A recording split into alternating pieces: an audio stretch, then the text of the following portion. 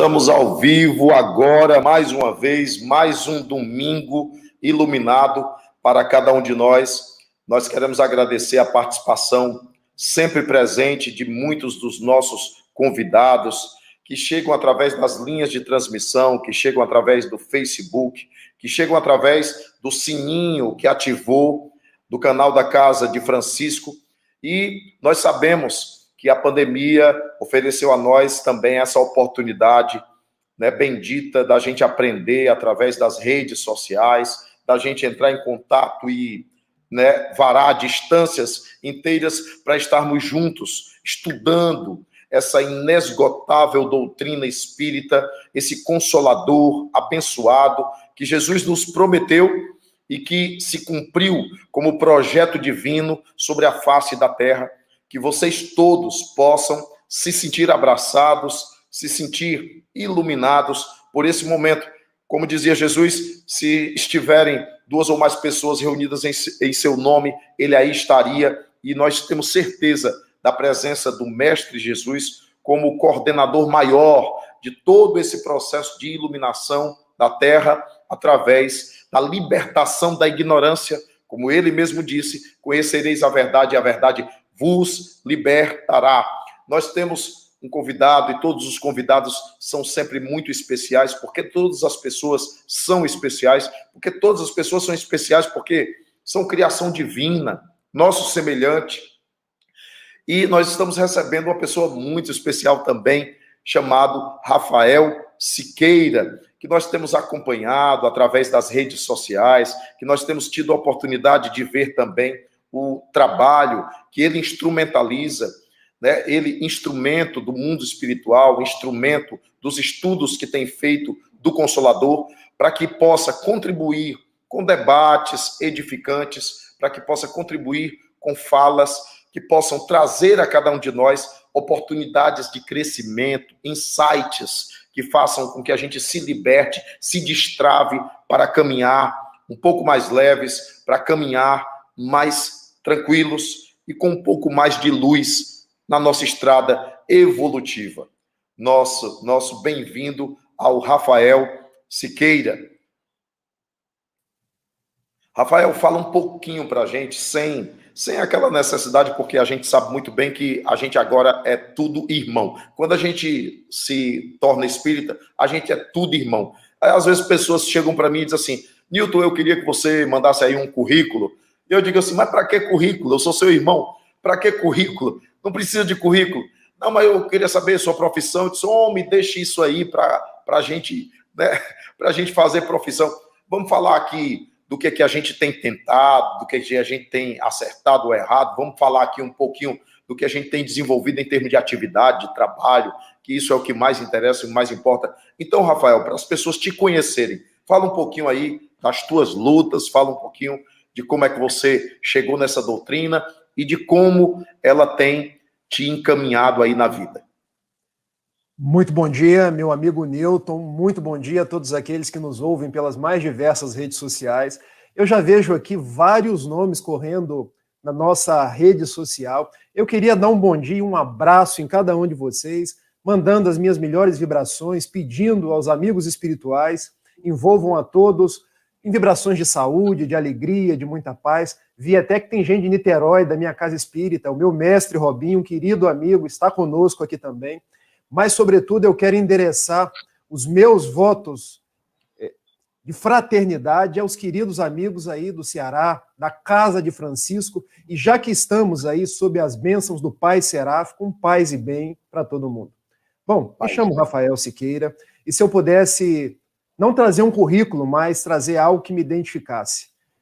Francisco criou uma ordem dos irmãos menores, onde todos eram fratelos, eram irmãos. Então eu sou um irmão de vocês, um trabalhador de Jesus, alguém que procura todos os dias ser uma pessoa melhor, alguém que procura, pelo Evangelho de Jesus, fazer todo o bem que está ao meu alcance. Nem sempre isso é fácil, porque nos diz o benfeitor Emmanuel, na lição 101 do livro Pão Nosso, que nós trazemos ante os nossos anseios de luz, milênios de trevas. Mas a cada dia a gente se esforça, a gente vai procurando fazer a nossa parte, construindo o mundo de paz que nós desejamos. Eu trabalho aqui em Niterói, na Sociedade Espírita Fraternidade, casa fundada pelo médium e tribuno José Raul Teixeira, onde tenho a oportunidade de servir em algumas frentes, uma delas a reunião mediúnica, outra, estou num trabalho com os jovens, com a Mocidade Espírita, igualmente me encontro facilitando estudos, porque não me julgo um orador. O orador é o Divaldo Franca, é o Raul Teixeira, eu sou um estudioso da doutrina espírita e compartilho informações na certeza de que eu estou sempre aprendendo com vocês, aprendendo com as lições aqui do nosso sítio, e de que a doutrina espírita é esse manancial de luz, é esse tesouro que nos conforta os corações e nos dá passos para seguir com segurança. Como que eu cheguei no espiritismo? Eu era um jovem, 18 anos, atabalhoado, cheio de problemas existenciais, vitimado pela depressão, vitimado pelas ideias suicidas, e encontrei no espiritismo um porto seguro. Uma doutrina que me devolvesse a paz, a alegria de viver e me trouxesse Jesus de volta. Não o Jesus dos dogmas, o Jesus envolto naquela mística das religiões tradicionais, mas o Jesus amigo, o Jesus que nos acolhe, o Jesus cujo evangelho é trazido de uma forma leve, de uma forma entendível pela doutrina espírita. Então, aliando a proposta espírita junto com a proposta do mundo, porque eu passei por médicos, tomei inclusive os remédios, eu hoje sou uma pessoa que estou em paz, mas vivendo um dia de cada vez, porque a gente no mundo é uma guerra todos os dias, pedindo a Jesus nos abençoe para que a gente siga em frente. Então, em breves palavras, meu amigo, eu estou aqui hoje para partilhar desses momentos de espiritualidade de vida com todos vocês. Já sigo o Newton na minha palestra ou a gente conversa um pouco mais? Pode seguir, querido, pode seguir, já está no rumo. Ah, já Fique à vontade, fique à então, vontade. Tá. Feita então a minha breve apresentação, hoje eu fui convidado para falar sobre um tema que me é muito caro ao coração, que é a frase de Abigail a Paulo de Tarso, nesse livro notável, Paulo e Estevão. Essa obra aqui talvez seja uma das obras mais belas de Francisco Cândido Xavier. Aqueles que não leram, por favor, apartem um período do seu tempo para ler, porque essa obra aqui, trazida pelo benfeitor Emmanuel, nos lembra das lutas dos cristãos primitivos, as lutas de Pedro, as lutas de Abigail, de Estevão, de Saulo, que se fez Paulo, de tantos homens que nas dificuldades iniciais entregaram sua vida ao Evangelho, entregaram sua vida a Jesus. E eu sempre me recordo de uma fala de Dona Ivone do Amaral Pereira, a médium dos bons espíritos, a médium que testemunhou na sua vida os exemplos de amor, e ela costumava dizer que nos dias da sua aflição, nos dias da sua tortura íntima, ela buscava no livro Paulo e Estevão o conforto e o esclarecimento para seguir em frente. Então, não percam a oportunidade se ainda não leram. E se já leram, leiam mais uma vez, porque essa obra aqui, eu já li uma, estou lendo a segunda, sempre pego um trecho para que a gente possa refletir. E Abigail, ela fala a Saulo, ainda Saulo, que já tinha passado da condição de perseguidor de cristãos, que já tinha estado na estrada de Damasco, já tinha encontrado Jesus em espírito e modificado seus passos, mas precisava começar os seus trabalhos. Se encontrava ali um tanto quanto ainda preocupado de como faria, quando, no capítulo 3 da segunda parte dessa obra, vem encontrar Estevão, o seu benfeitor espiritual, e Abigail, a sua irmã, e ela lhe diz algumas palavras que formam uma frase para que ele pudesse entretecer os seus trabalhos com Jesus. E a frase é: ama, trabalha, espera e perdoa. Quando Abigail diz essa frase a Saulo, que depois se fez Paulo, nós podemos pensar que essa frase é direcionada a cada um de nós. Nesses dias tumultuados, nesses dias em que somos visitados pela pandemia, visitados aí pelas quarentenas, pelas mais variadas dificuldades, porque Abigail nos diz aos corações dos dias de hoje: amem, meus filhos, trabalhem, meus filhos, saibam esperar com Jesus, mas, sobretudo, perdoem. E antes que eu entre falando de cada um desses verbos, porque se é verbo, é ação, denota de nós espírito de vontade, espírito de força, eu quero falar dos 4 grupos de espíritas. porque nós podemos, ao receber essa frase, nos encontrar num desses grupos de espírita. E quero que nós, inclusive eu, possamos nos identificar com algum desses grupos, porque existe um primeiro grupo de espíritas que são os beneficiários. Quem são os beneficiários do espiritismo? São aqueles que aportam a nossa casa espírita, trazendo só as suas dificuldades. Nós vamos atendê-la, porque a proposta de Jesus é que nós nos amemos, que nós trabalhemos na caridade, mas a pessoa só quer ser atendida. Ela não quer acolher a proposta espírita para começar a trabalhar. Então são as pessoas que chegam para receber o passe, para tomar a água fluidificada, para fazer o tratamento espiritual, para estar sempre nos bancos ouvindo as palestras. Nada além disso. Será que nós... Essa primeira pergunta. Esse é o primeiro grupo de espíritas. Existe um segundo grupo de espíritas, que são a plateia, os admiradores. E hoje nós costumamos ver os espíritas admiradores pelas redes sociais. Já viram aquelas pessoas que curtem tudo, que comentam tudo, mas que ainda não se abriram para o trabalho? Elas estão sempre dispostas a compartilhar, a curtir, a engrossar o número dos seguidores, mas apenas isso. Não abriram ainda o coração para a obra social, não abriram ainda o coração para a tarefa da modificação. Você pergunta, Vaz, você é espírita? Bom, ainda não consigo, ainda tenho as minhas dificuldades, ainda gosto das coisas do mundo, mas eu curto. Eu vejo as palestras do Divaldo, do Haroldo Dutra Dias, do Alberto Almeida. Nossa, como eles falam bem. Eu bato palmas porque aquelas palavras me preenchem, mas só preenchem porque não provocam qualquer tipo de modificação. São os espíritas da plateia, ou os admiradores. Passamos para um terceiro grupo de espíritas, que são os espíritas críticos. Porque críticos, meus amigos, nós temos em todos os lugares, não apenas no espiritismo. O crítico é aquele que, hoje aqui em Niterói, está chovendo. Nossa, o dia hoje está chuvoso, eu não posso ir na praia, eu não posso ir no Campo de São Bento. Campo de São Bento, um parque onde todos afluem no domingo aqui em Niterói. Se o dia está com sol, ai, que calor. Ai, eu não gosto de calor, eu fico suando. O crítico é aquele que a pessoa coloca a roupa e se sente bem. Como eu estou?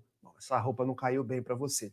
Mas às vezes é a nossa esposa, a nossa namorada. E ontem foi dia dos namorados, parabéns aos casais. Às vezes ela coloca aquela roupa para que a gente possa elogiar. Se a gente não tem coisa positiva para dizer, é melhor se abster. E como são os críticos no espiritismo?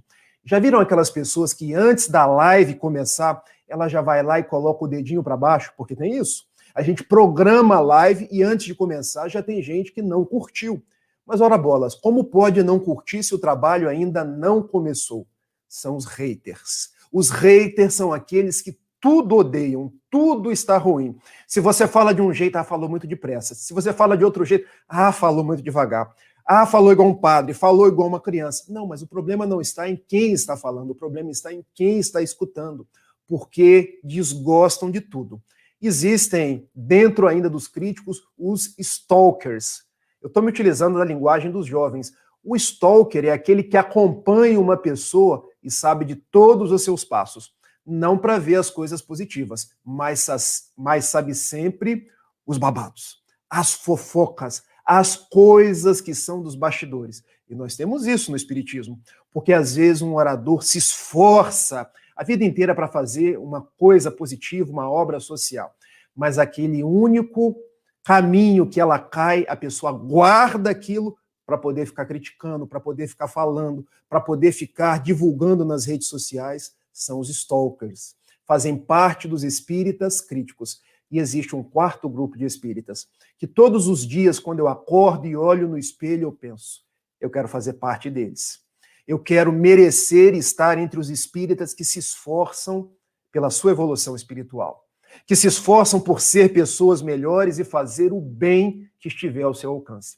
Porque a fala de Abigail a Paulo de Tarso são para esses. Porque a mensagem do ama, trabalha, espere e perdoa não é para os beneficiários. Eles não querem amar, eles não querem trabalhar, eles querem apenas ser curados.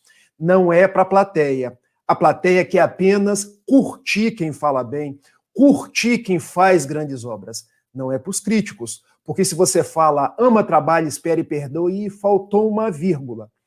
A mensagem de Abigail é para cada um de nós, que acorda pela manhã, cheio de dores, cheio de dificuldades, mas pede, Jesus, esteja comigo. Me ajude a ser uma pessoa melhor. Eu ainda não sou a pessoa que quero, lembrando Paulo, mas eu vou me esforçar para amar, para trabalhar, para esperar e, sobretudo, para perdoar. Feito esse breve introito, vamos entrar nas perguntas de Paulo e, consequentemente, nas falas de Abigail. E, para isso, eu trouxe o livro, porque eu quero pedir permissão para ler quais foram as perguntas de Paulo. Porque a primeira pergunta foi assim: que fazer para adquirir a compreensão perfeita dos desígnios do Cristo? Como nós podemos entender o Cristo nos dias de hoje? Foi a pergunta de Paulo. Será que nós podemos entender o Cristo tão somente pela leitura da Bíblia, dos textos sagrados, da codificação espírita? Será que nós entendemos Jesus nas casas espíritas, nos templos? Bom, esses lugares são para nós nos reunirmos. Os textos sagrados são para a gente se recordar. Mas para entender Jesus, o primeiro verbo dito por Abigail, ama. Nós estamos no mundo por um compromisso de amor. Se nós queremos saber se estamos evoluindo, não é pelo número de questões do Livro dos Espíritos que nós já guardamos. Não é pela quantidade de vezes que nós já lemos Paulo e Estevão, porque é importante, mas é pela quantidade de amor que nós estamos tendo, estamos desenvolvendo no mundo. E quando a gente mergulha na obra, a gente vê alguns trechos que são fantásticos. Porque vejam, Saulo, que vinha do orgulho da raça, que vinha do orgulho do homem, que seguia as tradições da lei de Moisés, ele matava cristãos. Ele ordenou o apedrejamento de Gesiel, que se fez Estevão. Ele foi até Damasco, não para encontrar com Jesus na estrada, mas para perseguir Ananias. Mas ele literalmente caiu do cavalo. Do cavalo não, gente, do camelo, porque naquela época era camelo. Naquele abrasamento do deserto, em pleno meio-dia, eis que uma luz forte aparece na sua frente e ele cai para trás, já enceguecido. Nós enceguecemos porque olhamos apenas as coisas do mundo, estamos cegos espiritualmente falando. E Jesus então lhe pergunta, Saulo, Saulo, por que me persegues? E Saulo indaga a Jesus, quem és tu, Senhor? Eu sou Jesus, a quem persegues. Não recalcitre contra os aguilhões. Quais são os nossos aguilhões? Quais eram os aguilhões de Paulo? Aguilhão é aquilo que nos espeta, aguilhão é aquilo que nos impulsiona. Observem, Paulo tinha dado-se conta das pregações de Estevão. Tinha percebido que a sua própria noiva, Abigail, irmã de Estevão, tinha se tornado cristã. Ele percebia o ardor dos cristãos primitivos, a coragem, ao mesmo tempo a paciência, mas resistia a algo que lhe espetava. E agora Jesus, por que recalcitras contra os aguilhões? E ele então pergunta, Senhor, que queres que eu faça? E a resposta não vem pronta. Entra na cidade e eu te direi o que fazer. É ou não é uma obra de amor? É ou não é aquele que é o nosso mestre e guia, amando o que matava? E pedindo àquele que perseguia que passe da condição de perseguidor para a condição de pregador. A proposta de Jesus, então, ele que nos ama a todos, é que nós igualmente possamos amar. Possamos fazer curvas de ternura com as outras pessoas.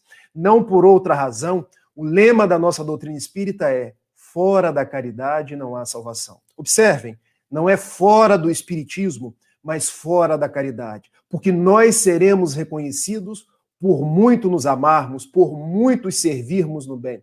Esses são dias, então, de muita complicação, onde as pessoas ainda são os haters, os stalkers. Qual é a nossa proposta? Amar ainda mais. Não entrar na vibração daqueles que querem apedrejar, que querem dissimular discórdias, que querem construir muros entre as pessoas, mas procurar amar. Amar como Jesus pediu a Paulo. E quando eu abro o Evangelho, lá na primeira carta de João Evangelista, há uma parte do texto que sempre me comove bastante. Está em 1 João, capítulo 4, versículo 8. quando o evangelista, já velho, na ilha de Patmos, começa a escrever: quem não ama, não conhece a Deus, porque Deus é amor. Quem não ama, não conhece a proposta de Jesus e do evangelho, porque igualmente Jesus são amor. Daí, a nossa proposta extraída do primeiro verbo de Abigail, sair da inércia, entrar na ação do verbo amar. Vamos para o segundo verbo? Ama, trabalha. Porque foi assim que Abigail disse a Paulo: nós somos convidados ao trabalho todos os dias. Na questão 675 do Livro dos Espíritos, é indagada aos benfeitores o que é o trabalho, o que representa o trabalho, e a resposta se dá de uma forma magistral aos nossos corações. Toda ocupação útil é trabalho. Eu, quando estou tomando conta da minha filha de 3 anos, vai fazer agora em outubro, a razão dos meus dias, o nome dela Clara, em homenagem a Clara de Assis, eu estou trabalhando. Quando eu estou com os jovens da nossa mocidade espírita, os nossos jovens que precisam do nosso amparo, eu estou trabalhando. Mas quando eu estou lá no meu trabalho profissional, hoje eu sou advogado, eu estou trabalhando, dando o meu melhor, procurando ser um bom chefe, um bom servidor. Quando eu estou na rua, olhando para as pessoas, dando bom dia, não negligenciando ninguém, não deixando de olhar para aquele que me pede uma esmola. Tantos são aqueles que estão desempregados hoje, que são aqueles que nos pedem coisas. Eu estou trabalhando. Então, trabalho é quando eu me ocupo no bem. E o que foi pedido a Saulo, que se fez Paulo, é que ele trabalhasse. E é engraçado porque nós costumamos querer trabalhar da melhor forma e mais rapidamente possível. Olha quando uma pessoa chega na casa espírita, ela quer ir na reunião de segunda, na reunião de terça, na reunião de quarta, na reunião de quinta, ir nos finais de semana, é aquele ímpeto inicial. É o trabalho que se faz por fora, mas não o trabalho que se fez por dentro. Porque todo trabalho externo começa com um trabalho interno, o trabalho da interiorização, o trabalho do autoconhecimento para nós registrarmos as nossas possibilidades, por onde devemos caminhar. Então, o convite de Jesus a Paulo e depois os aconselhamentos de Ananias, do próprio Gamaliel, é que Paulo trabalhasse. E Paulo, assim que chegou a Damasco, na condição de convertido, ele foi para uma sinagoga pregar. Vocês acham que ele foi acolhido? Não, não foi acolhido. Quase que foi apedrejado, porque para trabalhar para fora, ele primeiro precisava trabalhar por dentro. 3 anos no deserto de Palmira, sendo que desses 3 anos, 1 no oásis de Dan, aprendendo com as lições daquele que ele perseguia, Áquila e Prisca, para transformar internamente o seu diamante para que ele pudesse brilhar por fora. E depois desses 3 anos ele começou a trabalhar? Não. Ele ainda passou outros 3 anos em Tarso, na condição de um humilde tecelão, de um humilde servidor, para que pudesse, dentro desses 6, 7 anos, ter condições de servir Jesus. E por que isso, gente? Porque todas as coisas têm o seu tempo. Não precisamos ser assodados, precipitados, querer fazer tudo a tempo e a hora. Quando que Allan Kardec começou a estudar o Espiritismo? Ele nasceu em 1804, o primeiro convite para participar de uma reunião mediúnica foi em 1855, a convite do senhor Carlotti e, posteriormente, Fortier.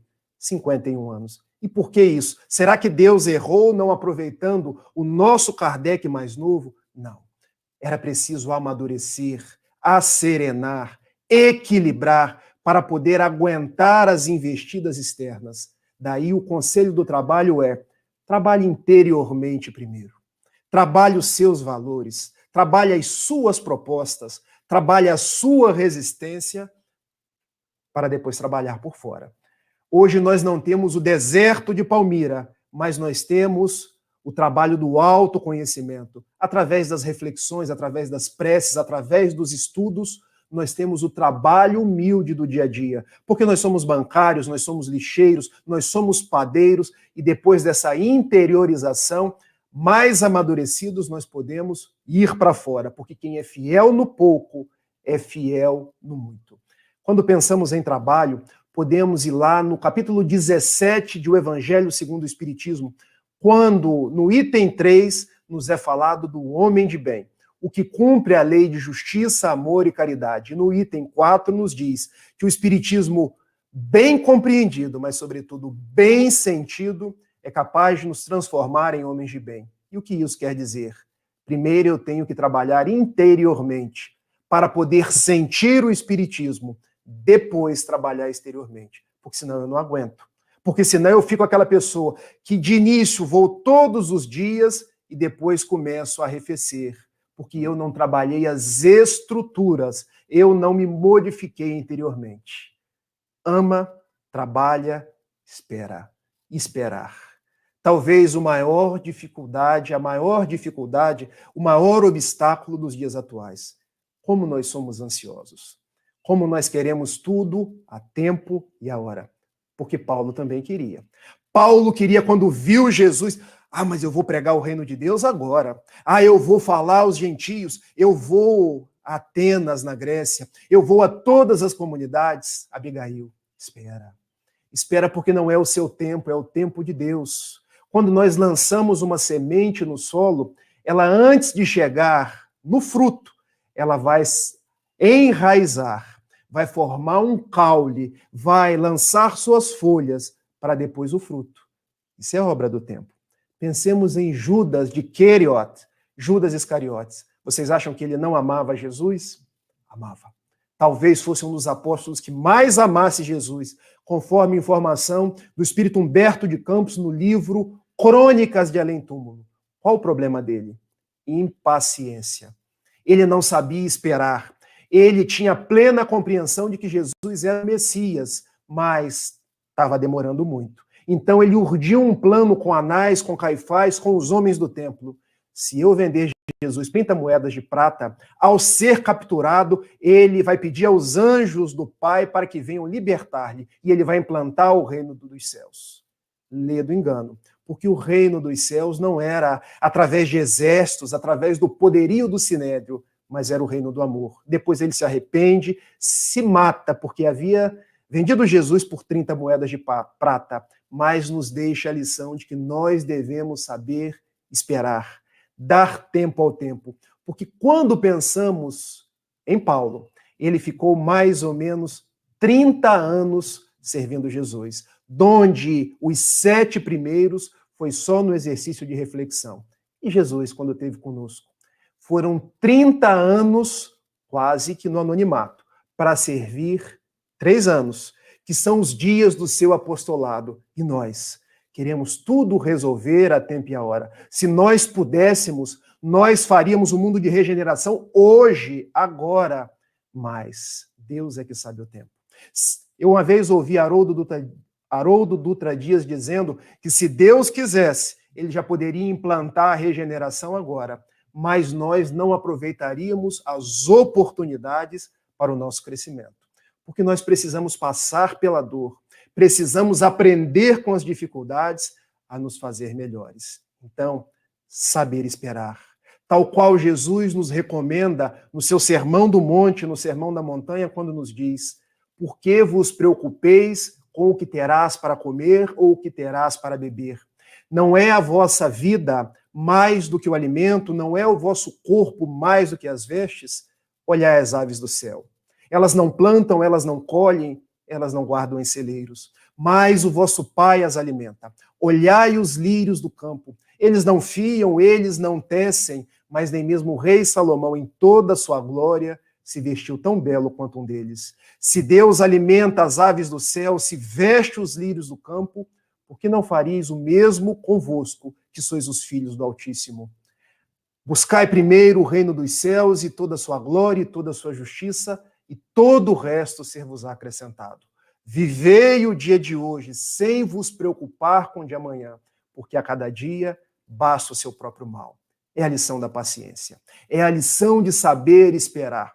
E para que nós possamos, numa última imagem, entender isso, eu me lembro sempre de Paul McCartney. Rafael, você está saindo do Evangelho e vindo para os Beatles? Sim, porque quando a gente vai contar histórias, a gente quer enriquecer as imagens na cabeça de vocês.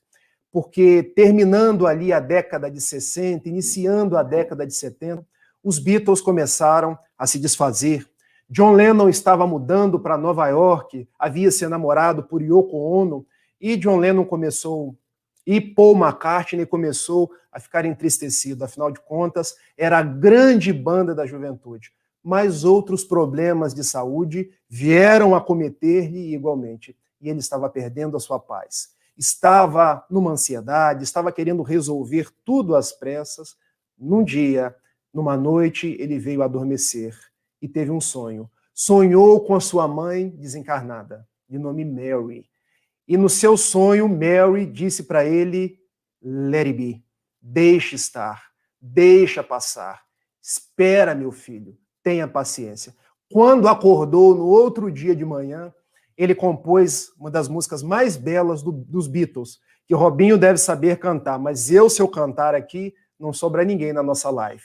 Porque os trechos iniciais dizem assim, When I find myself in times of trouble, Mother Mary comes to me, speaking words of wisdom, let it be.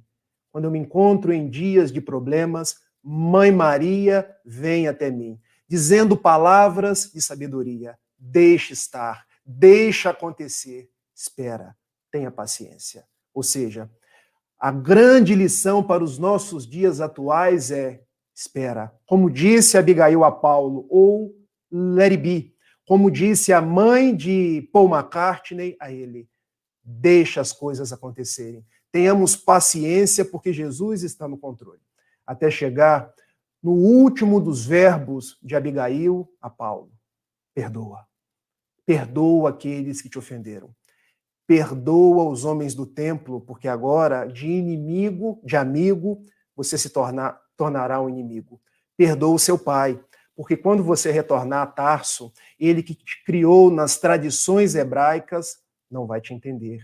Perdoa inicialmente os homens do caminho, porque eles não vão entender inicialmente que você é um transformado. Perdoe a todos aqueles que vão te atirar pedras, que vão te prender.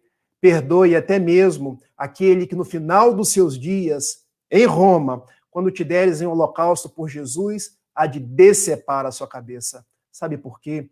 O perdão não é um presente para outra pessoa. O perdão é um presente para aquele que perdoa.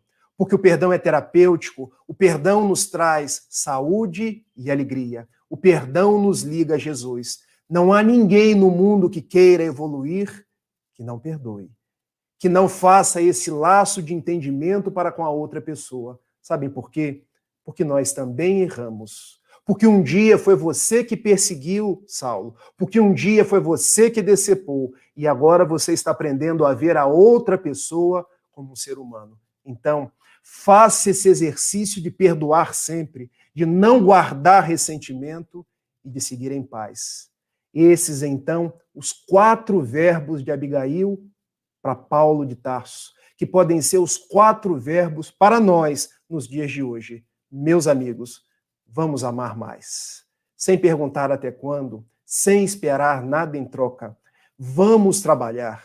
Trabalhar no bem, trabalhar de acordo com as nossas possibilidades. Não há ninguém tão rico que não tenha nada para dar, não há ninguém tão pobre que não tenha nada para receber. Vamos saber esperar, mas esperar até quando? Esperar em Deus dias melhores, porque não há um único dia que o sol não nasça. Não há um único dia que os pássaros não cantem. Saber esperar é ter esperança. E diz o brocardo popular que a esperança não morre nunca. Ela é a última que se desfaz. E, sobretudo, perdoar. Perdoar nossos pais, perdoar a nós próprios, perdoar as pessoas que nos ofenderam, perdoar os nossos algozes, perdoar os espíritos que vêm até nós, porque o perdão eleva. O perdão desfaz esses fluidos negativos que existem dentro de mim. O perdão me torna um trabalhador do bem. Era essa a mensagem que eu queria inicialmente deixar para vocês e agora me coloco aí à disposição para dialogar, para responder perguntas ou até mesmo para receber críticas, porque quando a gente trabalha para Jesus, a gente tem que estar aberto a todas as possibilidades. Um abraço e vamos lá. Que maravilha, que maravilha. Eu realmente considero que essa obra, Paulo e Estevão, talvez seja o mais belo romance mediúnico que Emmanuel trouxe a Chico Xavier. E uma curiosidade, sabe, Rafael, que a gente já viu em alguns traços biográficos e pesquisas a respeito do Chico. Parece-nos que o Chico tinha um programa espiritual inicial de ser um médium poeta. E quando ele recebeu pela primeira vez um romance de Victor Hugo através de Zilda Gama, ele ficou encantado e perguntou para o Emmanuel se os espíritos teriam condições de produzir através dele também romances. O Emmanuel disse: não, você é muito afobado, você é muito atarefado e às vezes você perde a calma. E aí você não faz tanto silêncio mental necessário para esse tipo de trabalho que exige bastante serenidade interior. E o Chico disse assim: mas e se eu conseguisse fazer esse silêncio mental, ser menos afobado, será que seria possível os benfeitores trazerem obras assim, por meu intermédio? E o Emmanuel disse: se você conseguir, eu escrevo, através de você, romances. E aí vieram, né, há 2000 anos, Renúncia, 50 anos depois. Paulo Estevão é uma obra que já foi estudada, inclusive, por historiadores. Eu sou professor de história, né? E a gente percebe a riqueza de detalhes, de movelaria, a riqueza de detalhes de atitude pronominal, cumprimentos da época, vestimenta, a paisagem descrita. E o Chico, ele falava que ele sofria porque a mediunidade de Franciscano de Xavier parecia uma multimídia tridimensional, algo assim assombroso, em que ele se via dentro da cena e ele dizia que ele torcia por alguns personagens, sofria por outros personagens. E outro fato que ele contou, muito interessante, foi quando Saulo encontrou Jesus na estrada de Damasco. E Chico conta que estava sob aquele efeito, né, mental, aquela certa hipnose mediúnica do Emmanuel, para que ele pudesse visualizar o que o Emmanuel estava produzindo. E mesmo sob o império de uma ideoplastia do Emmanuel, digamos assim, usar essa palavra, ideoplastia, ele não suportou a cena. Ele largou do lápis e se ajoelhou e começou a chorar convulsivamente. E veja bem, ele viu uma projeção mental de como Emmanuel imaginava aquela cena na estrada de Damasco. Imagine Saulo. Imagine como foi impactante a experiência de Saulo. E Chico passou uns 3 dias para poder se recuperar e Emmanuel resolveu evitar a cena e passar só para o caráter descritivo da psicografia de Chico Xavier. Então é uma obra incrível. Dom Aldo Pagotto, que já está no mundo espiritual, ele chegou a dizer que foi o livro mais belo que ele já leu a respeito da cristandade. Foi o livro Paulo e Estevão. Então, é uma obra que merece ser lida, relida, reestudada. É curioso, Rafael Siqueira, a gente ainda não tinha nem definido o nosso tema de hoje, você não tinha ainda passado para a gente. E semana retrasada, a gente já falava dessa obra e indicava para as pessoas a leitura dessa obra, porque ela é muito elucidativa, muito esclarecedora, extremamente rica, principalmente para quem está oscilando na fé. Porque às vezes tem muito espírita, tem muito evangélico, tem muito católico, tem muito irmão na sua saga religiosa, de busca de transcendência, de espiritualidade, que diante das decepções do mundo, desiste. Diante das chibatadas do mundo, dos aguilhões do mundo, dos espinhos na carne, desiste.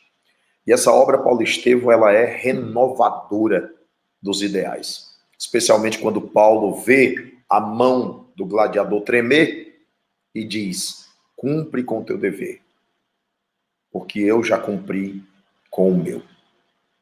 E aí eu te coloco uma provocação assim para a gente começar a conversar sobre alguns temas que a gente extrai do teu comentário.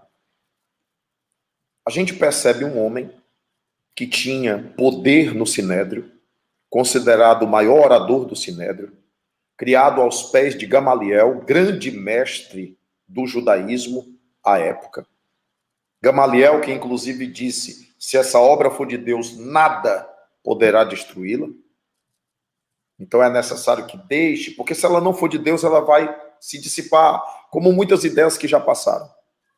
Mas aquela prudência de Gamaliel não foi acolhida pelo coração de Saulo. E ele passou a perseguir, especialmente Ananias, em função dele ter sido responsável pela conversão de Abigail.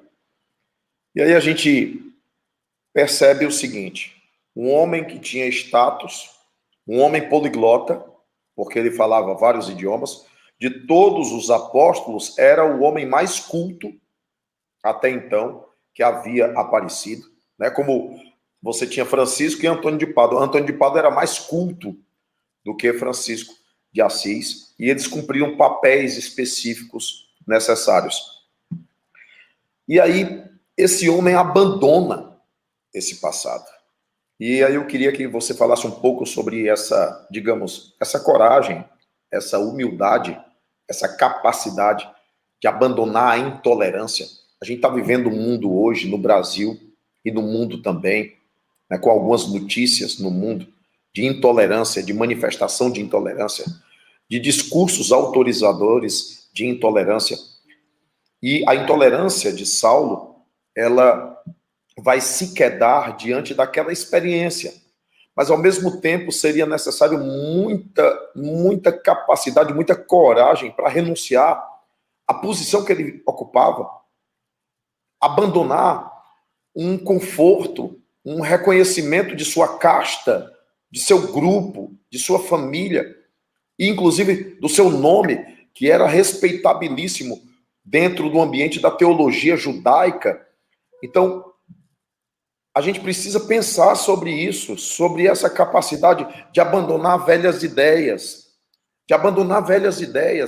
de conseguir refazer o construto do próprio pensamento, dos próprios sentimentos.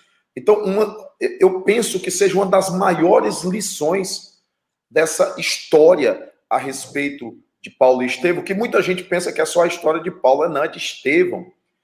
E os benfeitores revelam que Estevão, como Espírito, passou a orientar Paulo na sua saga, porque, na perspectiva da mediunidade, ele percebia os espíritos, só não podia falar nem expressar abertamente naquela época.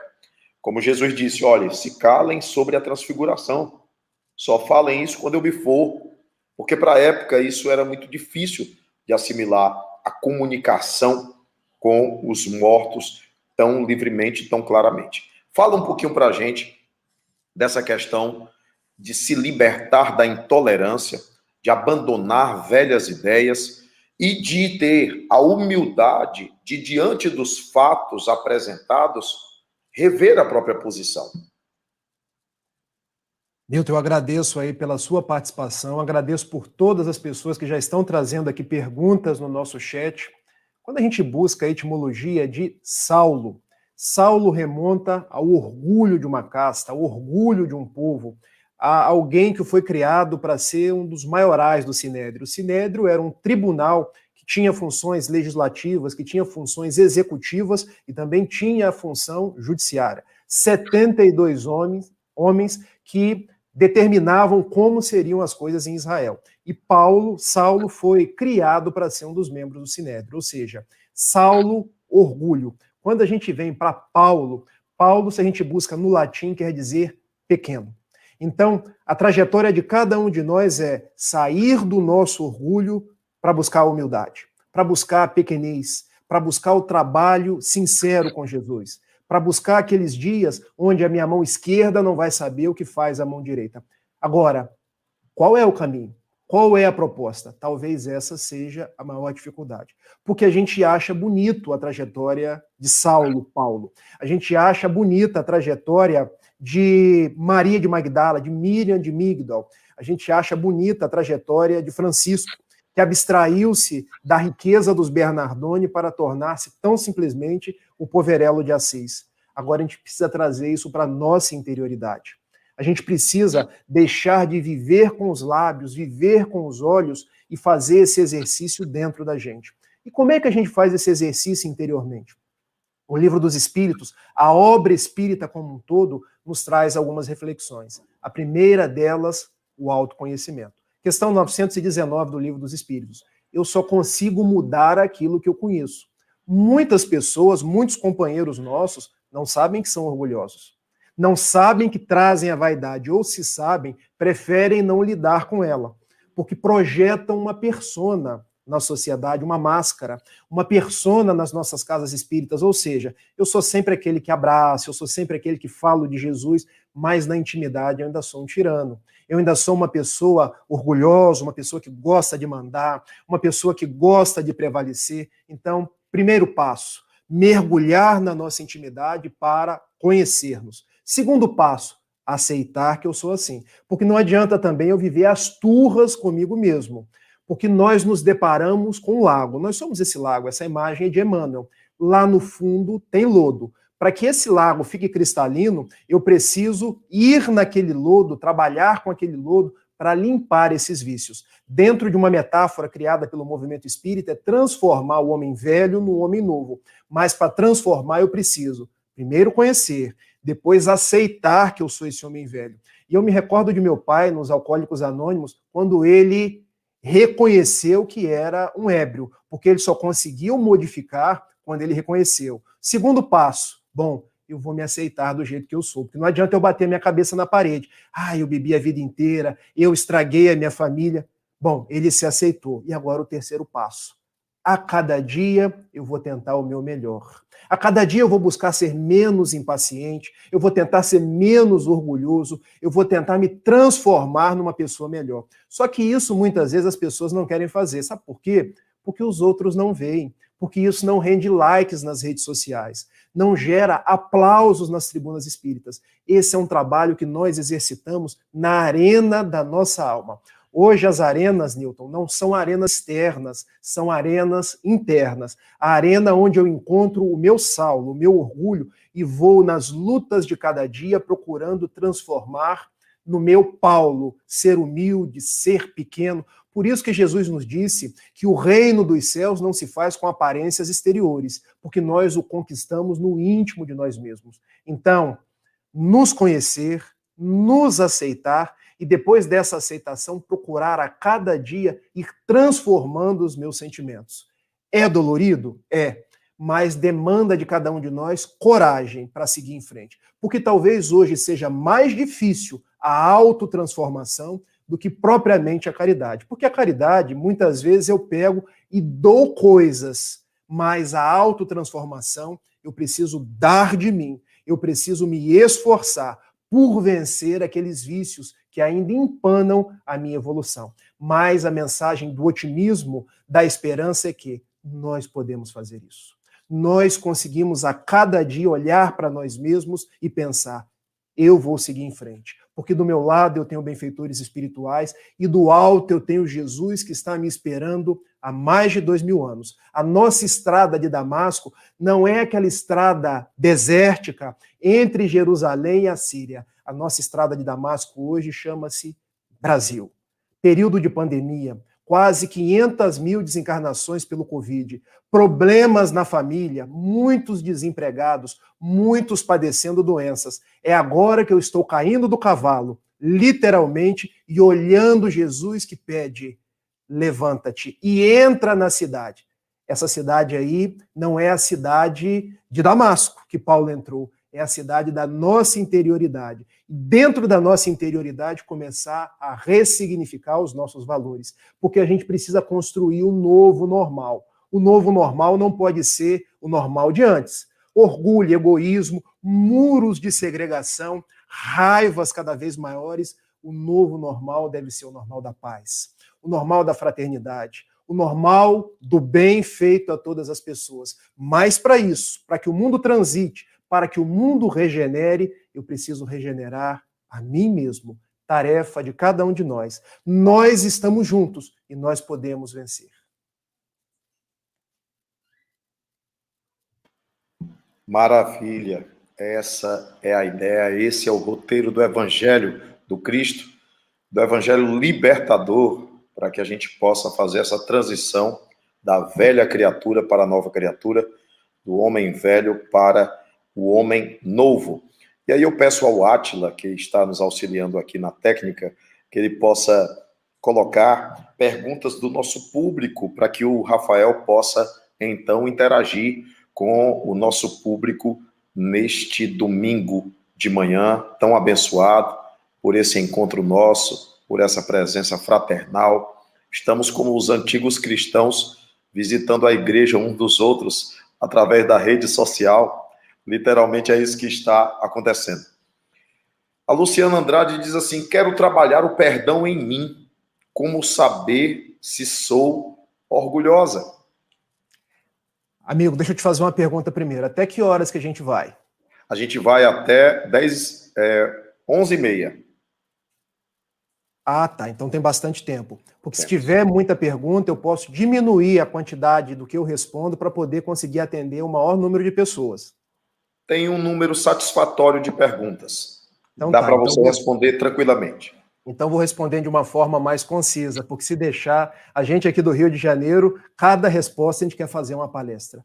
Como saber se sou orgulhosa? Minha amiga, a primeira coisa que a gente tem que entender é que orgulho é diferente de auto-amor. Nós precisamos nos auto-amar, nos valorizar, nos aceitar. Então, quando eu gosto de mim mesma, quando eu me acho bonita, quando eu acho que o que eu faço é valoroso, isso não é orgulho. O orgulho nasce quando eu começo, na comparação com as outras pessoas, a achar que eu sou mais importante, que as minhas coisas são mais valiosas, que eu faço de uma forma melhor, porque o orgulho é isso, é nós querermos nos sobrepujar às outras pessoas, achando que nós, me perdoem aqui dizer, bem no popular, para ficar mais inteligível, somos a última Coca-Cola do deserto ou o último biscoito do pacote. Bom, feita essa distinção entre auto-amor e orgulho, como trabalhar o perdão em mim? Pensando que nós somos filhos de Deus. Eu me lembro de Divaldo Pereira Franco, na cidade do México, quando ele orava a Deus dizendo assim: olha, eu sou um pregador, eu faço bem, eu trabalho na mediunidade, mas eu faço tantas coisas que eu não gostaria de fazer. E eu me recordo de Paulo aos Romanos, porque faço bem que não, porque o bem que eu quero não faço e o mal que não quero, esse eu faço. E era assim que o Divaldo orava a Joana de Ângeles, quando ela se aproximou e disse ao seu coração: meu filho, você acha que há alguém perfeito aí na terra? Ela: não, minha irmã. Pois muito bem, a misericórdia de Deus nos conhece, sabe das nossas dificuldades, sabe das nossas dores e nos levanta. Daí, todas as vezes que você sentir as suas dificuldades, pense no bem.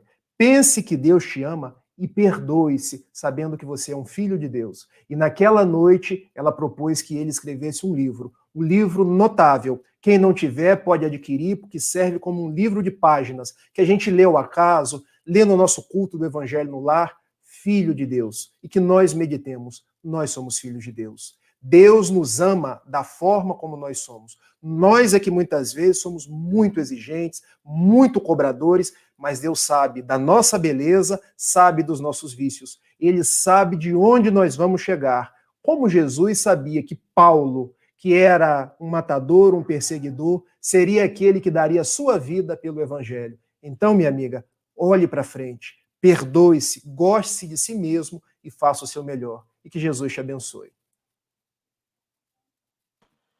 Maravilha, maravilha, é isso aí. É um caminho importante ela já começar a reconhecer, ela já começar a analisar, a pensar sobre si mesmo. Faz parte do escopo do processo de autoconhecimento recomendado pelo Espírito Santo Agostinho naquela questão 919 de O Livro dos Espíritos. A Leda Rufino diz assim: como se libertar de uma falta de perdão verdadeira quando esse irmão não mais está entre nós? Difícil? Minha amiga Leda, receba o meu abraço na certeza de que aqueles que não estão mais entre nós fisicamente, eles se encontram entre nós espiritualmente, porque ninguém morre. Nós não perdemos ninguém. Perder, a gente perde um celular, a gente perde um livro, as pessoas desencarnam. E eu aproveito essa deixa para mandar minha solidariedade a todas as famílias onde existe uma vítima do Covid, para que nós saibamos que a imortalidade é uma lei da vida.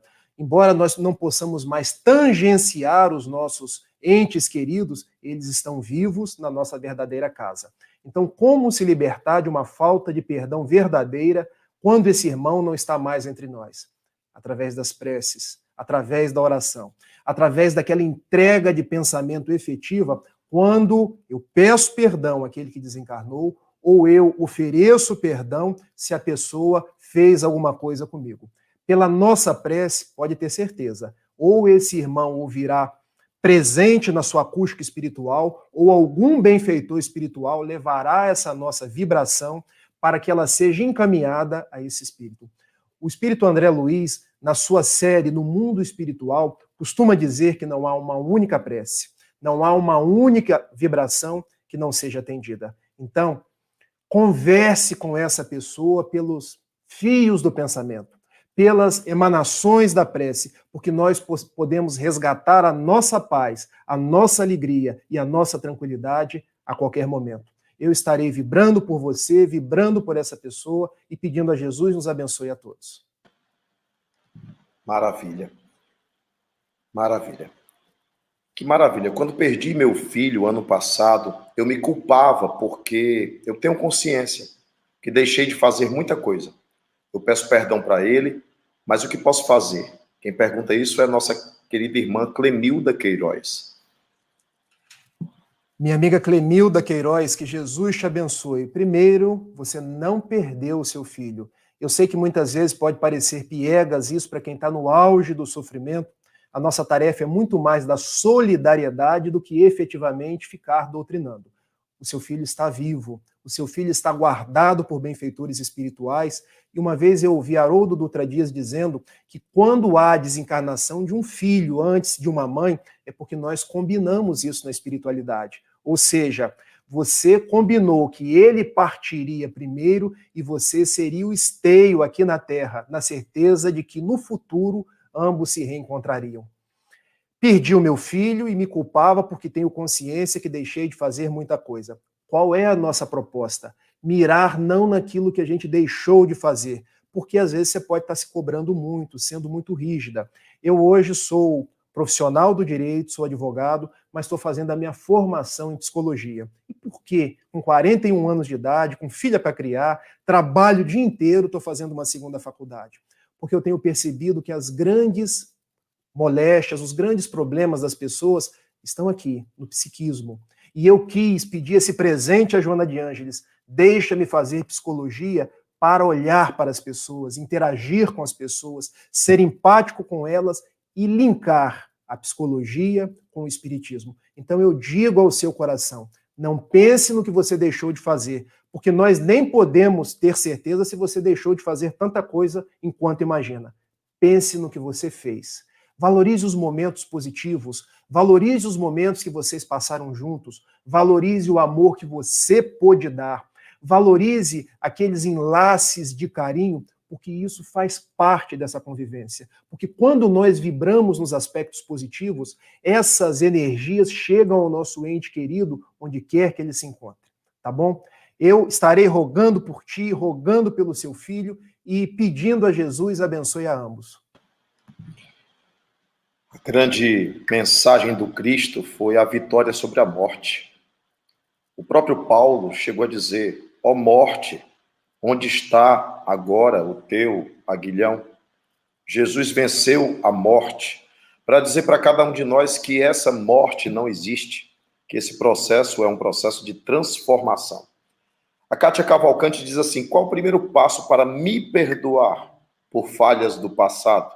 mesmo que eu não faça mais, ainda incomoda, a consciência cobra. Kátia, minha amiga, eu vou falar para você conforme um dia alguém falou para mim, porque eu tive a grata satisfação, e eu posso dizer também a surpresa, de receber uma carta do benfeitor Camilo, uma carta de um espírito desencarnado, pela mediunidade José Raul Teixeira, contando fatos do meu pretérito. Imaginem que fatos são esses. Não são fatos elevados. Ele me contou de vidas onde eu fui inquisidor. Imaginem o que faz um inquisidor. Mata, tortura, expolia as pessoas dos seus bens. Ele me contou uma outra vida onde eu fui alguém que me dediquei ao niilismo, ou seja, à crença do nada, levei tantas pessoas a acreditar que Jesus não existia, que não era o propósito da religião. Somada a essas culpas do passado, ainda tem as culpas do presente. E tantas coisas que eu queria fazer, tantas coisas que eu poderia ter feito, quantas pessoas que eu poderia ter ajudado, e tudo isso voltando na minha intimidade, no meu presente, como um turbilhão. E eu pensei, se eu olhar só para trás, eu deixo de olhar para frente. E um dia eu escutei um orador espírita falando uma coisa que eu nunca me esqueci.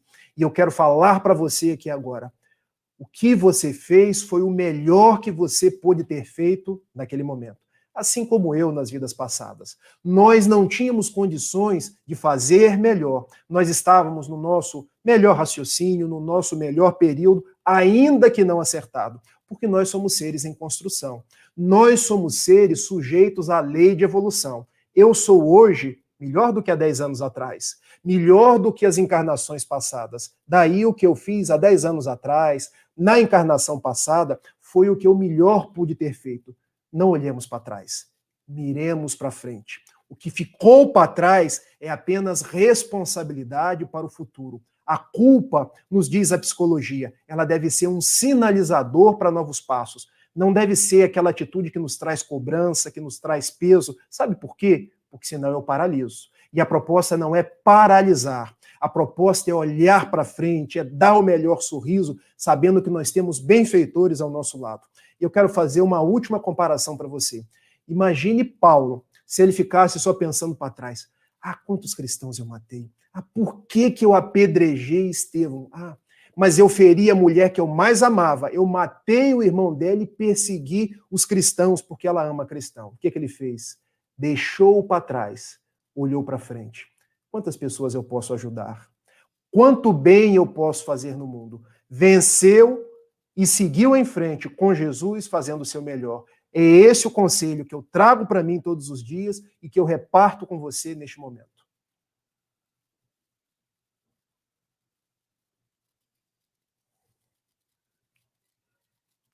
Tá fechado o áudio, Newton. O primeiro passo para se perdoar é também ter tolerância para consigo mesmo, não é? Porque às vezes a dificuldade de se perdoar esconde a cegueira do orgulho. O orgulho, ele cria essa percepção de que a gente pode estar no patamar em que a gente não tenha direito de errar, a gente não pode errar, então... E quem está sobre a face da terra está passível de erros. Existe uma música do cancioneiro espírita que diz que é entre quedas e acertos. É entre quedas e acertos que a gente vai alcançando o desiderato do serviço. E a definição clara de espírita, que Kardec deixou muito claro, não é a do indivíduo que se torna puro, né? Já que dentro da tradição bíblica, os convertidos todos eram chamados de santos. Mas na tradição católica, a palavra santo, ela se tornou uma palavra do espírito mais avançado, do espírito puro. A definição de espírito é aquele que se esforça por dominar suas más inclinações. E aquele que se reconhece pela sua transformação moral. Então, nesse esforço de dominar as suas más inclinações, nós temos alcances e também temos os nossas estagnações, nós temos também nossos erros, nossos percalços.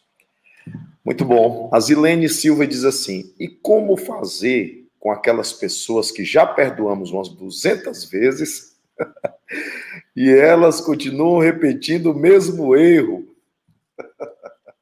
Parece que alguém perguntou de maneira moderna, né, o que Pedro perdoou. Quantas vezes devemos perdoar, Senhor?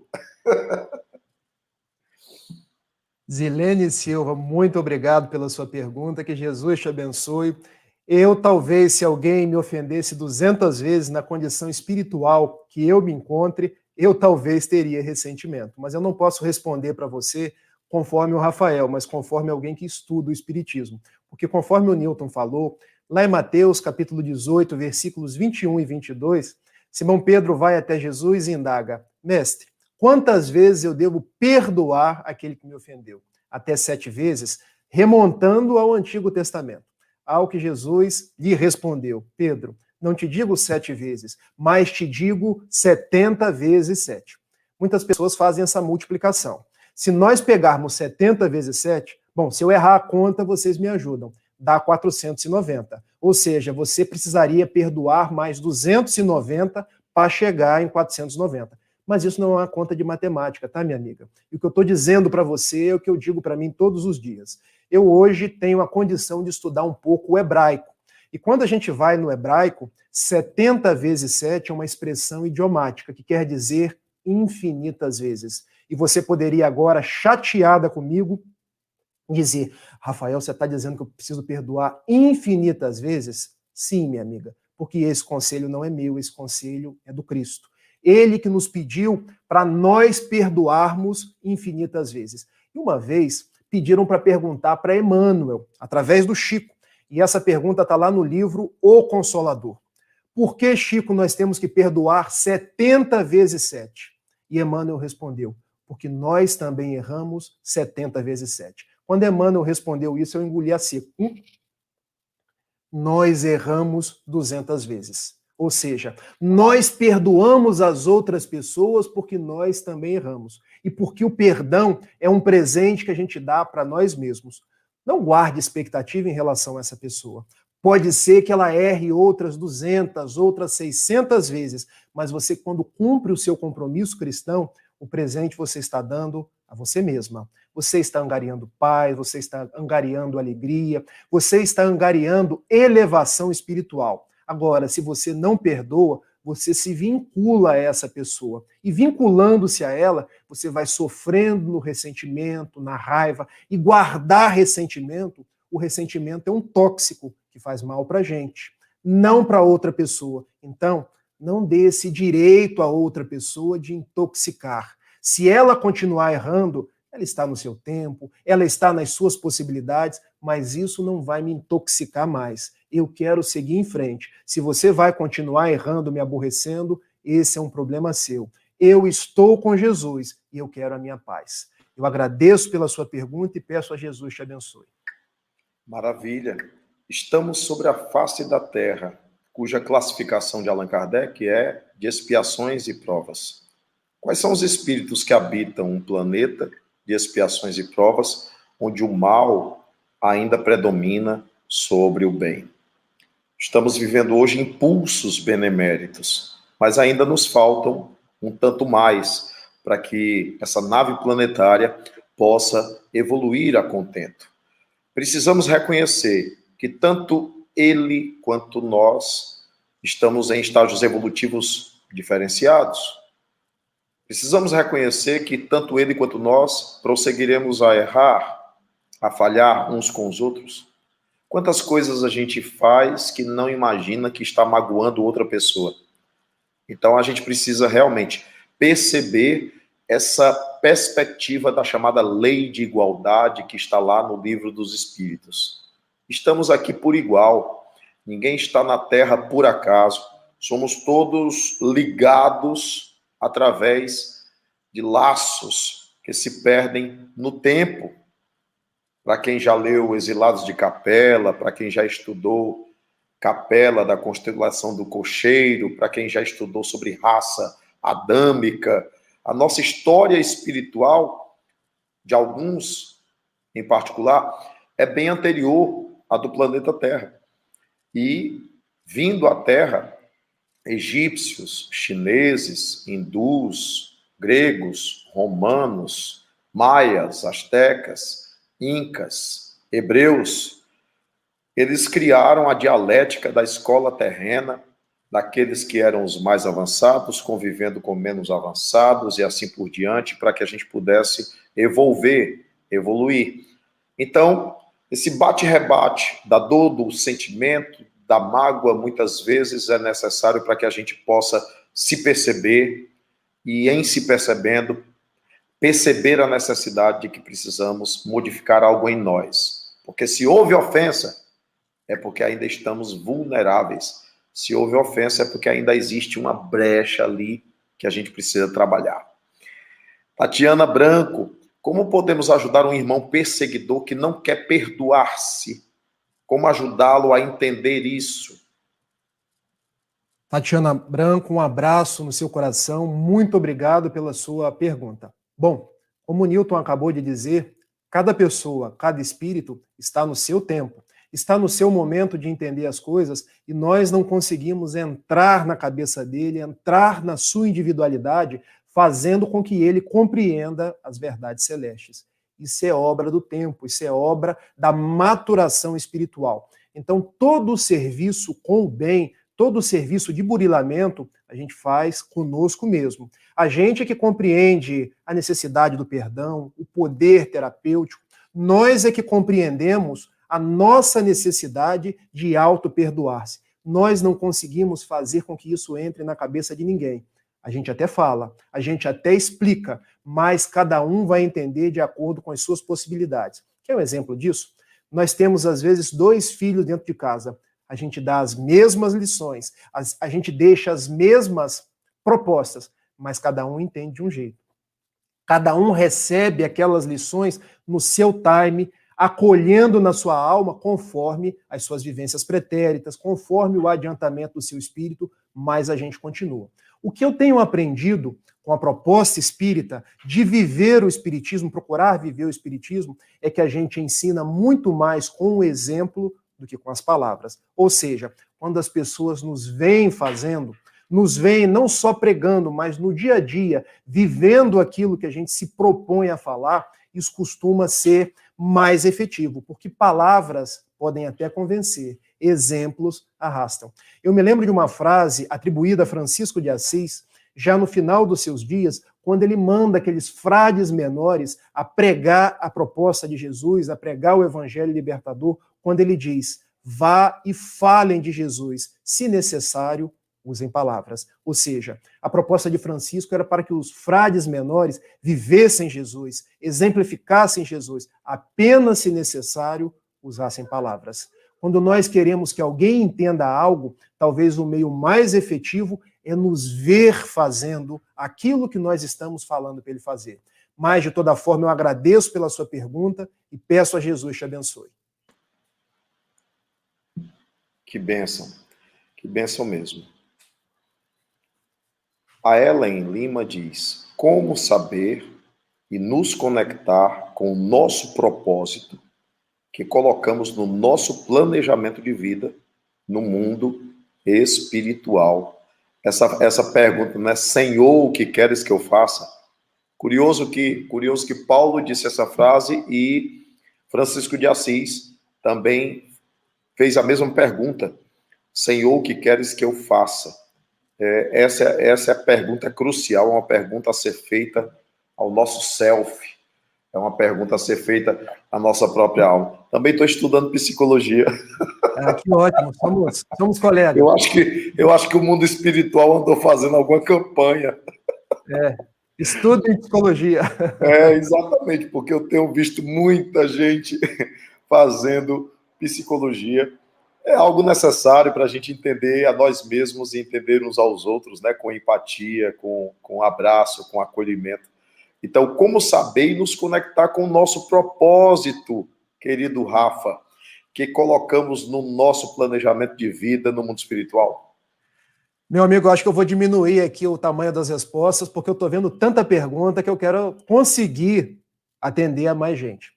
Meus amigos, eu devolvo, Ellen Lima, obrigado pela sua pergunta, eu devolvo essa pergunta com outra pergunta.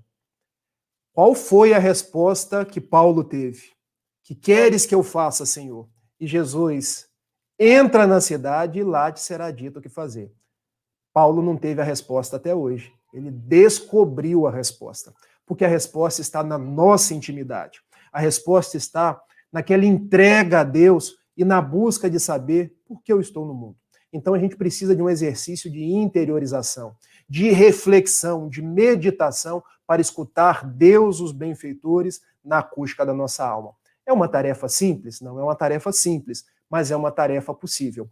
Mas nós nos damos conta a cada dia daquilo que nós nascemos para fazer. Eu costumo narrar uma dificuldade que as pessoas no mundo gostam de fazer grandes coisas, gostam de fazer grandes propósitos, porque isso dá likes, isso dá curtidas nas redes sociais, isso projeta. Eu me recordo de um fato contado por José Raul Teixeira numa de suas mais belas palestras, quando uma senhora chegou para ele no final da explanação e fez exatamente essa pergunta.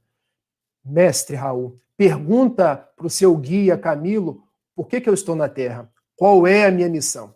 E ela esperando que fosse dito, olha, fazer uma obra social, ser um grande orador espírita, ser um médium. O benfeitor Camilo se aproximou e disse, diga para ela, Raul, que quando ela estava vindo para a casa espírita hoje, ela parou num sinal.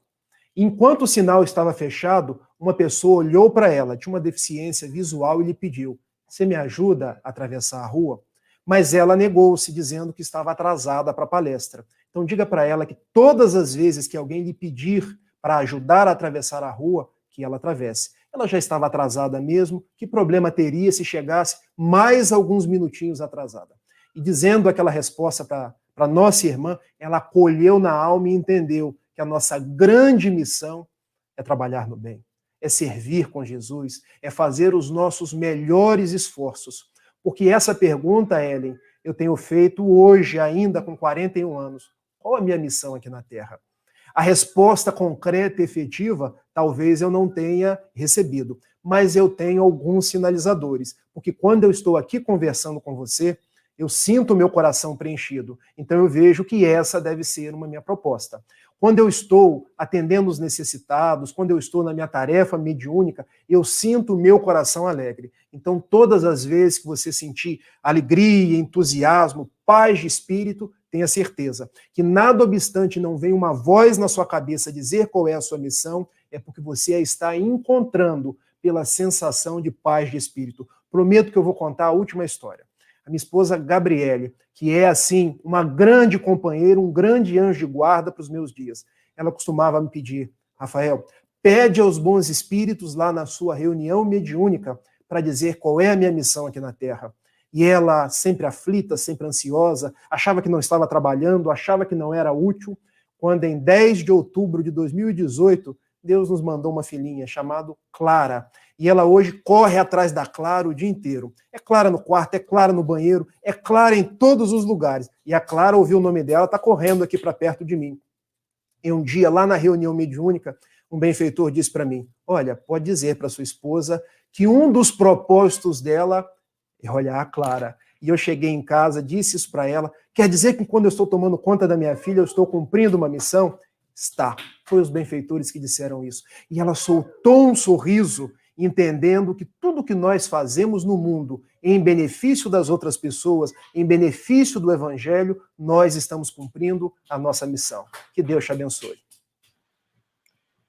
Joana de Cusa queria servir Jesus.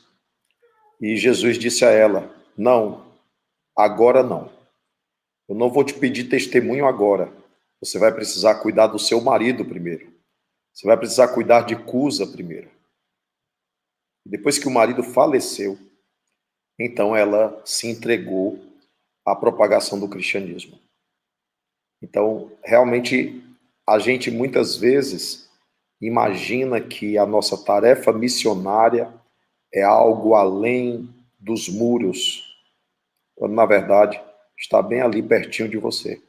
Aliás, já há uma grande missão em cuidar de si mesmo, diante de Deus, porque se a gente parasse para se olhar como Deus nos vê, talvez a gente se tratasse com mais cuidado, com mais carinho. Francisco Barbosa Filho, me pego no dia a dia sofrendo por ser muito arrogante.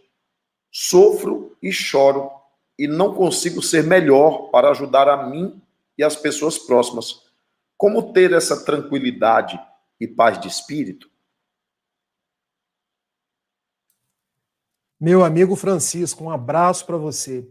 Primeiro passo, diminuir essa cobrança para com você mesmo, porque você está exigente demais. Ou seja, passe a se considerar um filho de Deus, passe a se considerar um diamante bruto, porque todos nós somos essas pedras que vão brilhar, mas não brilhamos ainda, porque somos imperfeitos, porque estamos num mundo de provas e expiações. Se você se considera arrogante, veja, você fez um exercício de autoconhecimento e achou um vício. Quantas pessoas estão no mundo que sequer fizeram esse exercício de autoconhecimento? Quando eu faço o meu, eu me considero egoísta. E sou, gente. Eu me considero vaidoso. E sou, gente. Mas eu prefiro hoje, ao invés de chorar, ao invés de sofrer, trabalhar para me modificar, fazendo algo de útil para as outras pessoas. Porque quando eu me encontro no trabalho com as outras pessoas, eu vou amolecendo aqueles vícios que estão em mim. Então, meu amigo, ame-se mais, considere-se da forma que você é e passe a agir com as outras pessoas na medida das vossas possibilidades, na medida daquilo que você é capaz de fazer. Essa tranquilidade é obra do dia a dia, é obra das orações. Ore mais. É o que eu falo para mim. Tudo que eu falo para você, eu falo para mim. Ore pela manhã, ore pela noite, faça o culto do evangelho no lar. Aqui em casa, quando a situação está muito difícil, eu peço à minha esposa, olha, vamos fazer o culto essa semana 2 vezes. E às vezes é necessário até fazer todos os dias, porque nós precisamos da inspiração do alto, nós precisamos dos benfeitores secundando os nossos esforços. Então tem esse olhar de mais amorosidade para com relação a você, porque Jesus e os benfeitores estão ao seu lado. E vá fazendo dentro das suas possibilidades essas curvas de ternura e de trabalho com as outras pessoas e, sobretudo, te fortificando pela oração, pelo culto do evangelho no lar, pelas leituras nobres, que você vai começando a ter essa tranquilidade, porque a nossa tranquilidade, ela é obra do tempo, mas, sobretudo, é obra do trabalho. Um abraço, meu amigo. Maravilha, nós temos agora aí uns 4 minutinhos, né? Porque eu quero deixar um espaço final para que você possa deixar uma mensagem para todos nós. E aí a gente vai avançando com as perguntas ou colocações das pessoas para que haja mais interação. A Mary Sandra Leão diz: na casa de minha mãe, todos são supostamente católicos e fazem questão de atrapalhar quando vejo ou estou estudando a doutrina. Isso me causa uma cólera e, por mais que me controle, perco a paciência. E aí, querido Rafa? Mary Sandra Leão, um abraço para você, obrigado pela pergunta. A gente tem que considerar o seguinte, o doutor Bezerra de Menezes nos diz que nós não teremos estradas pavimentadas pelo mundo. Tudo será obra do nosso esforço, da nossa dedicação e do nosso trabalho. E há algo que nós precisamos considerar. Quando a gente começa a se dedicar a algo nobre, a algum estudo que nos engrandece, a algum trabalho no bem, nós temos determinados adversários no plano espiritual que usam outras pessoas, às vezes, para nos desviar o foco, para nos trazer a impaciência e para que a gente desista. Mas a gente tem que pensar que água mole em pedra dura, tanto bate até que fura. Eu vou ser essa água resistente, que vou ser batido, mas eu vou resistir. Ou seja, procure cada vez mais não se impacientar, porque essa impaciência, muitas vezes, é algo que está sendo insuflado pelas mentes desencarnadas. Procure desenvolver para com os seus familiares uma postura de entendimento, uma postura de acolhimento, demonstrando que o que você está estudando é algo positivo, é aquilo que a própria doutrina católica traz na Bíblia de uma forma que nós podemos conhecer, de uma forma que nós podemos meditar. Então, se permita esforçar, resistir e persistir. Se você não consegue hoje estudar na frente deles, procure um cômodo, procure um momento que eles estejam dormindo, mas vá fazendo esse trabalho devagar, de convencimento a eles também, se eles se permitirem receber a mensagem de que aquilo que você está estudando não é algo contra a doutrina que eles aceitam. Eu quero deixar o meu exemplo para você.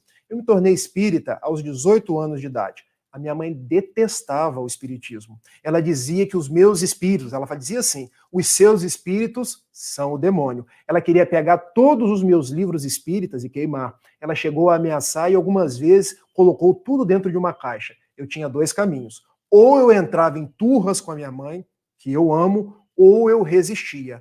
Resistia lendo em ambientes onde ela não estava, em horários onde ela não se encontrava e demonstrando nas minhas atitudes diárias, demonstrando nas minhas falas diárias de que aquilo que eu lia era bom. O tempo foi passando. Eu chamei ela para assistir alguns estudos, algumas palestras. Ela ia de muito mau grado, ela ainda questionava, mas o tempo hoje aproximou minha mãe de uma forma tão intensa do espiritismo que ela vai e assiste as minhas palestras espíritas e provavelmente até está assistindo essa e diz, meu filho, até que o que você fala é legal, é bom. Até que esse espiritismo não é nada assim tão gritante. Eu costumo dizer até nas lives que ela hoje já é 50% católica, 50% espírita. Mas isso demanda de nós paciência, persistência e ao invés de brigar, ir demonstrando com as nossas atitudes que nós estamos num caminho elevado. Muito obrigado pela sua pergunta. É um grande testemunho, né? E o testemunho é realmente através do exemplo. Vamos às mais perguntas. Patrícia Santos, meu filho do meio não perdoa o irmão mais velho por ele ter feito tanto mal a mim no passado. Sempre digo a meu filho do meio que é preciso perdoar, mas ele sempre responde que não. Muito triste. Patrícia Santos. Patrícia Santos, isso é questão de tempo, isso é questão de vivência, isso é questão de harmonização do ambiente doméstico. Nós temos muitas pessoas no próprio movimento espírita que têm extremas dificuldades do perdão. Quando a gente abre a questão 886 do Livro dos Espíritos, Jesus traz a caridade para conosco. Um dos verbos, um dos substantivos que é trazido lá é perdoar ou perdão. Ou seja, talvez o perdão seja o ápice da caridade, mas não é coisa que nós conseguimos da noite para o dia. Exige um processo de maturação, um processo de desenvolvimento, e nem sempre as pessoas estão dispostas a fazer esse percurso. Qual a sugestão que eu te dou? Seja você aquela que perdoe. Seja você aquela que peça perdão. Seja você aquela que convide os seus filhos a meditar nos bons exemplos, nas boas leituras, no culto do evangelho no lar. Eleja a sua casa como um pouso do bem, um pouso onde os bons espíritos morem, porque a gente sabe que quando um espírito vem ter conosco, existe um compromisso feito na espiritualidade. E muitos de nós que nos encontramos na família somos espíritas antagonistas de ontem, às vezes antagonistas de milênios, e nem sempre esses ódios, essas raivas se dissolvem de uma hora para outra, se dissolvem apenas numa encarnação. Mas Deus nos colocou junto para que a gente possa testemunhar. E testemunho é um dia após o outro. Às vezes será necessário toda essa vida, às vezes será necessário mais alguns anos, mas é preciso que a gente siga em frente, que a gente siga orando. Você pode orar pelos seus filhos, orar por esse que não perdoa, mas sobretudo que você seja o exemplo para eles, porque eu tenho certeza que do alto vão chegando as vibrações para que essas coisas internas da sua família possam se resolver. Um abraço e obrigado pela sua pergunta. Muito bem, última pergunta. A última pergunta da Milena Palha. E quando alguém nos magoa diversas vezes, e quando a gente decide se afastar, a pessoa passa a nos odiar e nos tratar com desprezo? Milena Palha, muito obrigado pela sua pergunta, pela sua participação. O problema não é quando o outro nos odeia e nos trata com desprezo. O problema é quando nós odiamos as pessoas e as tratamos com desprezo. Eu ouço Divaldo Franco, no alto dos seus 94 anos, dizendo assim, o problema não é quando... O problema está quando eu odeio as outras pessoas, não quando as outras pessoas me odeiam, são minhas inimigas, porque eu terei inimigos no mundo. eu terei pessoas que não gostam de mim, eu terei pessoas que me apontarão o dedo em riste. Agora, eu não posso resolver o problema das outras pessoas. Eu posso fazer a minha parte. E fazer a minha parte, muitas vezes, quando eu não consigo efetivamente abraçar essa pessoa, estar mais próximo dela, eu me afasto. Agora, se desse afastamento ela começa a me odiar, começa a me tratar com desprezo, deixemos o tempo resolver as situações. Deixemos que o próprio passamento das circunstâncias possa diluir essas raivas, porque vai se diluir, porque as coisas vão se resolver. Isso é obra do tempo. Diz-nos Joana de Ângeles que o contrário do amor não é o ódio. O ódio é simplesmente o amor que adoeceu. E se hoje o amor adoeceu e virou ódio, ele pode se recuperar e virar amor novamente. Mas para isso, a gente ter tempo ao tempo, ama, trabalha, espera e perdoa. E Jesus nos abençoa. Amém, amém mesmo. Então, querido Rafael, queria dizer da minha alegria pessoal de conhecer você assim, mais tete a tete, digamos assim. A alegria da gente poder estar, de alguma forma, compartilhando ideias e aprendizados.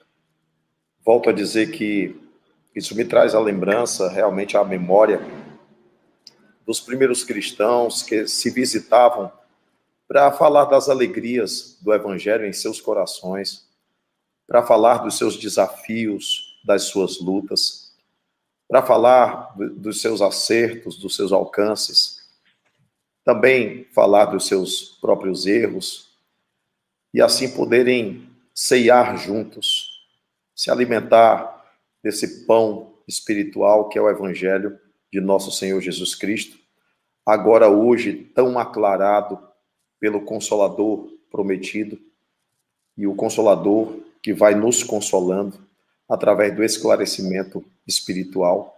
Como dizia Jesus, conhecereis a verdade vos libertará. E aí a gente vai para e passo, experimentando cada gota de luz que vai aí irrigando a seiva da nossa alma, para que a gente possa voltar a se identificar com a nossa própria origem, que é a nossa origem em Deus, criados por Deus, no amor de Deus. Receba mais uma vez, querido, o nosso grande abraço, que Deus possa abençoar, te iluminar, te fortalecer nas lutas da vida, nos desafios interiores, que você possa alcançar vitórias, meu irmão, e que você possa continuar propagando essa mensagem desse modo, com simplicidade, com uma linguagem que alcança os corações, para que assim a gente possa ir multiplicando na terra a materialização do reino dos céus que Jesus tem nos prometido já há mais de 2000 anos e que, de certo, ocorrerá, acontecerá, porque a lei é de progresso, como dizia Chico, para a frente e para o alto. Então, querido, eu deixo você com o público para que você dê a sua mensagem, coloque aí em pauta a mensagem sobre inspiração dos benfeitores, para que a gente possa fechar esse tema de hoje, né? Deixando claro que em breve teremos outras oportunidades e outros encontros contigo, tão logo você possa, tão logo a tua disponibilidade permita. Beijo no coração, continue firme com a Clara, com sua grande companheira, esposa, que vocês, como família, possam vencer o bom combate, como dizia Paulo de Tarso. Meu amigo, eu te agradeço muito. Agradeço o convite para estar nessa manhã de domingo com vocês. Agradeço a cada um daqueles que estão aqui no nosso chat, trazendo as suas perguntas, os seus comentários, porque uma live não é apenas o Rafael e o Newton falando. Uma live é uma conjunção de pensamentos para construir o belo, para construir o nobre. Alguém me perguntou aqui o meu Instagram. O meu Instagram e o meu YouTube, o meu nome todo, Rafael de Amorim Siqueira. Rafael com F, Amorim com M, Siqueira com S. Lá eu coloco alguns trechos de palestras no Instagram e no YouTube Todos os nossos trabalhos nós colocamos no YouTube. Quem quiser assistir, estão todos lá. Bom, eu compus um soneto para que a gente pudesse fechar esse encontro de hoje. Desde novo, eu gosto de escrever, gosto de trazer nas palavras o meu agradecimento a Jesus, o meu agradecimento ao Espiritismo. E já que hoje nós falamos dessa frase de Abigail a Saulo, ama, trabalha, espera, perdoa, eu peguei o primeiro verbo, ama, e coloquei um soneto, compromisso de amor. Nossa existência é um compromisso de amor, que testemunhamos a cada minuto da vida, em cada pequeno gesto ou virtude repartida, pois todos somos servos da messe do Senhor. Nossos dias correm céleres no relógio do tempo, não havendo como postergar a oportunidade de praticar o bem pelos caminhos da caridade, deixando de viver como simples passatempo.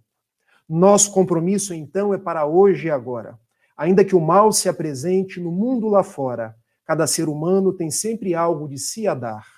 Aproveitemos, assim, a beleza de cada segundo, para doar mais entusiasmo e alegria ao mundo, aprendendo a viver e conjugar o verbo amar. Que Jesus nos abençoe, que Saulo Paulo prossiga a nossa inspiração, que esta casa dedicada a Francisco seja o altar da caridade, o altar dos humildes, o altar onde as pessoas congressem pelo sentimento da fraternidade e que nós possamos seguir em paz. A paz vos deixo, a paz vos dou. João capítulo 14, versículo 27. Não vou lá dou conforme o mundo a dá, mas a dou como só eu posso a dar. Miremos em Jesus e peçamos a sua paz, que ela esteja no íntimo dos nossos corações, porque quando temos a paz de Jesus, vem os ventos, vem as tempestades, vem as pandemias, vem o desemprego, vem a dor. A nossa casa está na rocha. Quando não temos a paz com o Cristo, a nossa casa está no terreno arenoso, porque nós sofremos o baque do mundo e nos curvamos ante a dificuldade. É Jesus, então, a nossa paz, a nossa rocha, a nossa fortaleza, a luz que brilha nos nossos dias e nos chama, ama, trabalha, espera, perdoa. Um beijo e até a próxima.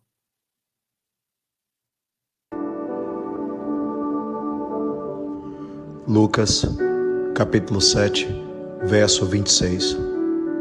Afinal, o que foram ver? Um profeta? Sim, eu digo a vocês, e mais que profeta. Jesus se referia a João Batista. Jesus conhecia aquela alma. Jesus sabia quem era João Batista de fato. Jesus conhecia o seu espírito e ele sabia que aquele profeta em específico fazia parte do projeto divino para anunciar o reino dos céus na terra, para anunciar a sua vinda, para anunciar o momento em que ele pisaria sobre a face da terra, para levantar os coxos, para dar visão aos cegos, para curar aqueles que viviam sob influenciações espirituais nocivas, para salvar da escuridão, para iluminar os caminhos. Jesus esclarecia mais que um profeta. Eles foram ver no deserto mais que profeta, porque ele havia sido prometido por Deus para vir primeiro e aplainar os caminhos do Senhor. Mas como disse Jesus, não o conheceram e fizeram com ele tudo o que quiseram, e assim também fariam com o Filho do Homem. Existe um projeto divino em tudo. Existe um projeto divino para você, para mim, para todos nós, para esse planeta, para a terra. Jesus prometeu que os justos, os mansos e pacíficos herdarão a terra. Por isso, no Pai Nosso, venha a nós o teu reino, venha a nós o teu reino. Jesus, venha a nós o teu reino. João Batista te anunciou e nós queremos continuar anunciando que a terra te recebeu, que a terra teve a tua presença e que a tua voz ainda ecoa com o teu evangelho na acústica de cada homem, mulher, cada ser humano, cada criatura, cada ser, cada indivíduo, cada sujeito de boa vontade. Quem tiver ouvidos de ouvir, ouça. Quem tiver olhos de ver, veja. Pois precisamos de evangelho na atitude.